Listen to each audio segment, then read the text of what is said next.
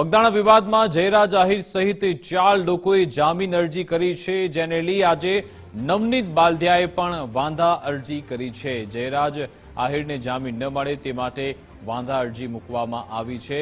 મહુવા કોર્ટમાં 4 આરોપીઓની જામીન અરજી પર સુનાવણી થનાર છે। એસઆઈટીની ટીમ પણ મહુવા કોર્ટ પહોંચી ગઈ છે અને નવનીત બાલદિયા પણ પોતાની લીગલ ટીમ સાથે આજે કોર્ટ પહોંચ્યા હતા, જેમણે જામીન અરજી પર વાંધા અરજી સામે મૂકી છે। અગાઉ જેલ મુક્ત થયા તે આરોપી સામે પણ હાઈકોર્ટમાં અરજી કરશે અને જો જયરાજ આહિરને જામીન મળી જાય તો પણ તેઓ હાઈકોર્ટમાં પહોંચવાના છે તેવું નવનીત બાલદિયા કહી ચૂક્યા છે। તેમણે કહ્યું કે જેલ મુક્ત થયેલા 8 આરોપી સામે હાઈકોર્ટમાં અરજી કરીશું અને પહેલા જયરાજ આહિરે જે જામીન અરજી કરી છે તે સામે પણ વાંધા અરજી મૂકવામાં આવી છે। હવે કોર્ટ આ બાબતે શું નિર્ણય લે છે એના પર નજર રહેશે। આજે જ નિર્ણય આવવાનો છે કે આખરે જયરાજ આહિર જેલ મુક્ત થશે કે પછી એમને જેલમાં જ રહેવું પડશે।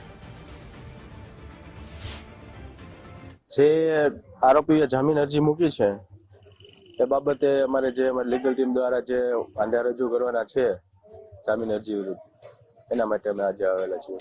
આક્ષેપો તો જે અમારા લીગલ ટીમ દ્વારા અને અમે રજૂ કરેલા છે લેખિતમાં।